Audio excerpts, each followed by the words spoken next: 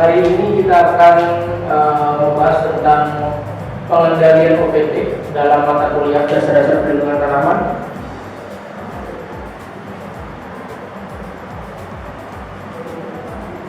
Dalam kegiatan perlindungan tanaman terdiri dari berbagai jenis pengendalian OPT.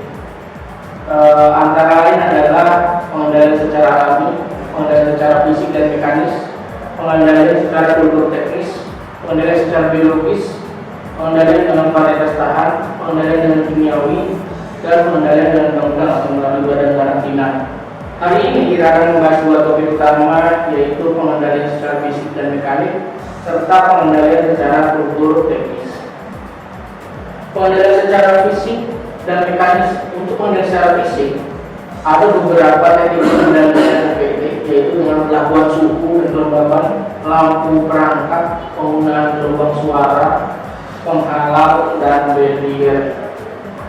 Untuk perlakuan suhu dan kelembaban, tindakan ini dapat mempengaruhi penyebaran, fekuliditas, kecepatan perkembangan, lama hidup, dan mortalitas OPT. Biasanya sangat berhasil diterapkan dalam ruangan tertutup atau skala laboratorium. Perlakuan suhu dan kelembaban ini dapat menyebabkan naik turunnya fekuliditas. Fekuliditas itu lama, banyaknya jumlah telur atau banyaknya jumlah anakan yang akan dihasilkan. Kecepatan perkembangan, jadi ada salah satu topik menarik kalau untuk OPT atau HPT untuk hama. Ketika serangga mendapatkan suhu yang optimum, dia akan memiliki lama perkembangan dari fase telur sampai fase imago dengan sangat cepat. Sebaliknya, jika diberikan dengan suhu yang tidak optimal atau suhu yang rendah atau terlalu dingin atau terlalu panas, maka laju perkembangan dari fase telur sampai fase imago akan sangat lambat. Sehingga perlakuan terhadap OPT melalui perlakuan suhu dan kelembaban juga dapat mempengaruhi dari perkembangan OPT tersebut. Selanjutnya adalah penggunaan lampu perangkap. Ini penggunaan pengendalian secara fisik menggunakan lampu perangkap pada pertanaman bawang merah.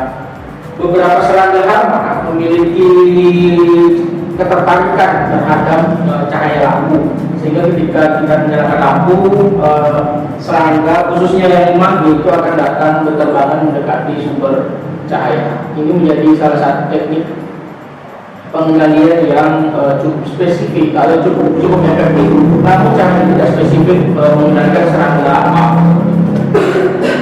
Selanjutnya, penghalang atau barriers. Ini umumnya kita gunakan pada persawahan atau pada buah-buahan untuk menghindari serangan buah, atau untuk persawahan untuk menghindari serangan dari OPT jenis tikus. Penghalang ini sangat efektif mencegah serangan OPT, seperti mendikan pematang, menggunakan bahan tadi perlu untuk mengelilingi persawahan sebagai pagar keliling, pembungkusan buah, dan lain-lain. Pengendalian ini cenderung atau menekankan pada aspek pencegahan, karena biasanya untuk buah-buahan seperti jambu, mangga itu dibungkus sebelum atau baru memiliki buah yang masih kecil, itu segera dibungkus untuk menghindari serangan dari lalat buah, karena ketika terjadi serangan lalat buah akan menurunkan kualitas dari buah tersebut.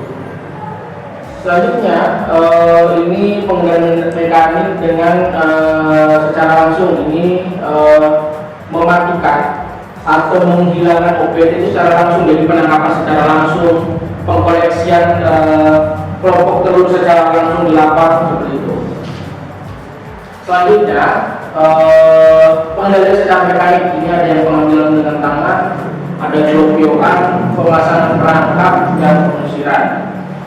Pengambilan dengan tangan ini pada komunitas tebu ada yang dinamakan dengan rogesan. Rogesan itu yaitu kita melukai atau menggoreskan atau istilahnya membuka pucuk dari tanaman tebu ini untuk mengambil penggerek pucuk tebu yang ada di dalam.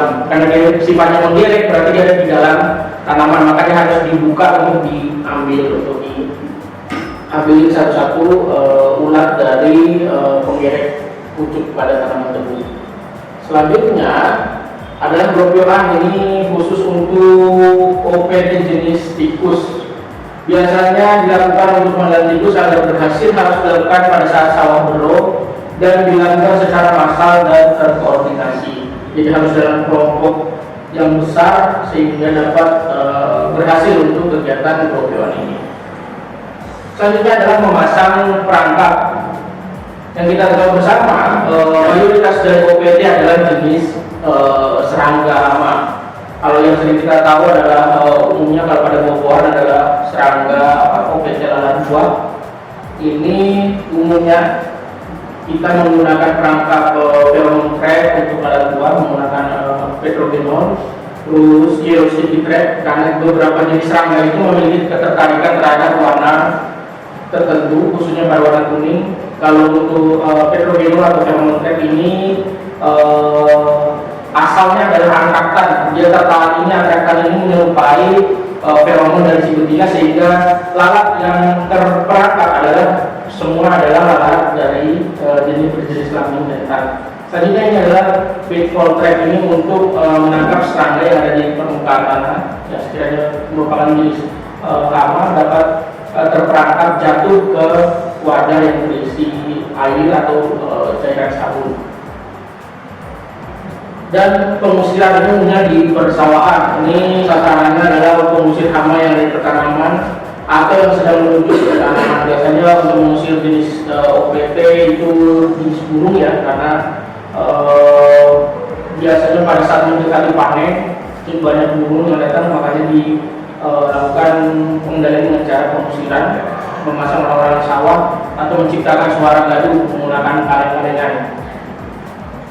Selanjutnya adalah teknik pengendalian OPT secara kultur teknis. Ini kurang lebih ada 8 teknik pengendalian secara kultur teknis, yaitu penggunaan pemilihan benih, pemilihan bibit yang sehat, pelaksanaan pengolahan tanah, sanitasi, pemupukan, pengairan, tanam serempak, rotasi atau pergiliran tanaman, dan melaksanakan tupang sari, penanaman tanaman perangkap, dan cover crop. Pertama, penggunaan bibit atau benih yang sehat. Benih atau bibit merupakan awal dari populasi tanaman yang ada. Jika benih atau bibit tidak sehat, maka kondisi predisposisi untuk terjadi serangan OPT atau semakin si tanaman itu akan semakin rentan untuk terserang OPT. Sama aja dengan benih atau bibit yang sakit merupakan inokulum atau sumber inokulum bagi populasi tanaman. Contoh OPT yang dapat ditularkan melalui benih atau bibit ada penyakit gulai pada jagung, penyakit akar ganda pada gabus kubisan, serta banyak penyakit virus pada berbagai tanaman. Selanjutnya adalah penggalian dengan menggunakan pengolahan tanah yang baik. Dituduhkan terhadap hama yang dalam siklus hidupnya mempunyai fase dalam tanah. Biasanya beberapa jenis serangga dia bertelur di tanaman, larvanya juga di tanaman, tapi ketika masuk fase pupa, dia akan turun ke tanah untuk berbuka dalam tanah. Ada juga yang tipenya ulatnya itu ada di dalam tanah seperti itu. Jadi ini merupakan salah satu proses pengendalian yang mengendalikan salah satu siklus hidup dari serangga yang ada di dalam tanah. Ini contohnya adalah famili Scarabidae, mungkin kita sering lihat kuret-kuretan. Terus larva pembelek batang padi putih pada pangkal padi yang berdiapos. Selanjutnya adalah sanitasi atau pembersihan, di mana dilaksanakan pembersihan pada lahan. Jadi tanaman yang setelah panen atau tanaman yang kelihatan ada gejala sakit itu harus segera dibersihkan.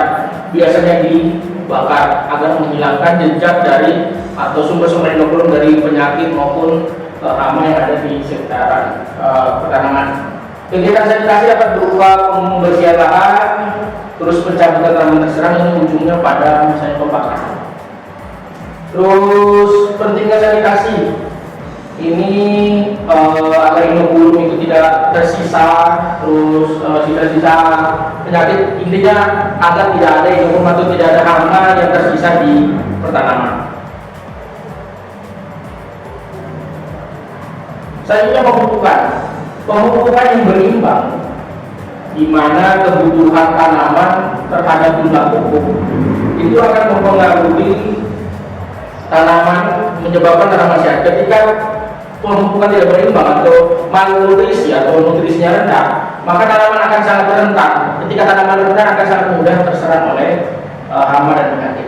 Sebaliknya ketika nutrisinya cukup, maka tanaman akan menjadi sehat dan akan keterangan aman dan pemupukan yang benar diberikan atas dasar kebutuhan tanaman. Jadi kita melihat umur tanaman, fase tanaman baik vegetatif maupun generatif. Ketika tanaman baru tumbuh sampai ke fase vegetatif membutuhkan nutrisi apa, pupuk jenis apa, masuk ke fase vegetatif untuk pembuahan dia membutuhkan pupuk jenis apa, itu perlu diperhatikan.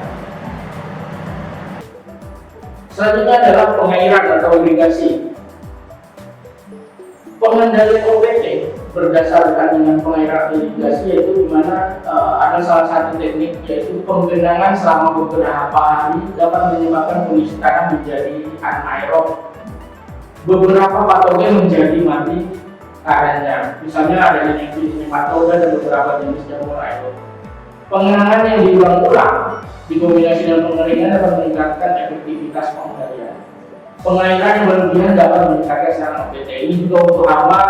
Ada beberapa contoh, misalnya beberapa ulat itu berada dari pangkal batang padi sehingga perlu dilakukan pengenangan agar si ulat yang ada di pangkal batang padi itu akan mati. Selanjutnya adalah penanaman secara serempak. Ketika kita melakukan penanaman secara serempak dalam area yang luas, dapat membatasi perkembangbiakan dari serangga hama. Misalnya wereng atau hama pembiarik pada padi itu harus dilakukan penanaman secara serempak agar dia tidak berpindah-pindah ke lahan yang lain. Ketika kita melaksanakan penanaman secara tidak serempak, ketika lokasi A, petak A itu terserang hama wereng, selanjutnya petani yang satunya lagi menanam di petak B dan menanam mungkin dengan jarak sebulan, maka orang dapat berpindah dengan mudah ke petak yang B. Maka diperlukan penanaman yang serempak. Terus rotasi pergiliran tanaman. Pergiliran tanaman merupakan bentuk peningkatan keragaman biodiversitas tanaman dalam dimensi waktu. Ini mungkin kita tahu kalau misalnya kita di Indonesia atau di wilayah Jawa, penanaman padi untuk sekarang mungkin setahun 3 kali, jadi tanpa ada jeda. Ketika tanpa ada jeda, berarti kita memberikan ruang dan waktu bagi hama yang ada di tanaman padi untuk berkembang biak secara terus-menerus. Maka dari itu diperlukan jeda rotasi pergiliran tanaman, mungkin sekitar 2x1, 2 kali penanaman dan 1 kali rotasi istirahat. Hal itu dapat menghentikan siklus hidup dari hama atau OPT yang ada di tanaman tersebut. Terus pemasangan atau pengendalian menggunakan tanaman perangkap atau cover crop. Ini sama misalnya kita menggunakan tumpang sari antara kubis dan tomat, itu dapat menurunkan populasi dari hama Flugella substella. Tanaman perangkap yang digunakan adalah tanaman varietas yang paling rentan ditanam di terlebih dahulu, sehingga serangga hama itu tidak menempati tanaman utama yang kita tanam, dia menempati tanaman perangkap yang kita tanam. Jadi dia tidak menyerang tanaman utama kita. Terus cover crop atau tanaman lain ini berfungsi sebagai tempat berlindungnya atau tempat mencari makannya musuh alami seperti parasitoid dan predator. Itu namanya tanaman refugia. Kalau tanaman refugia biasanya jenisnya tanaman bunga. Ini dari astrasi kebanyakan. Terus cara tanam, misalnya ukuran tanam juga perlu diperhatikan, atau sistem tanam dia dan legowo yang dilakukan dapat mengurangi serangan hama dan penyakit pada tanaman padi karena efisiensi penerimaan cahaya dan mikroklimat yang lebih kondusif. Terus pemanenan yang lebih awal, terus memperpendek daur pemanenan daun teh itu juga dapat salah satu menjadi teknik pengendalian dalam mengurangi serangan. Demikian yang dapat saya sampaikan. Terima kasih. Selamat pagi.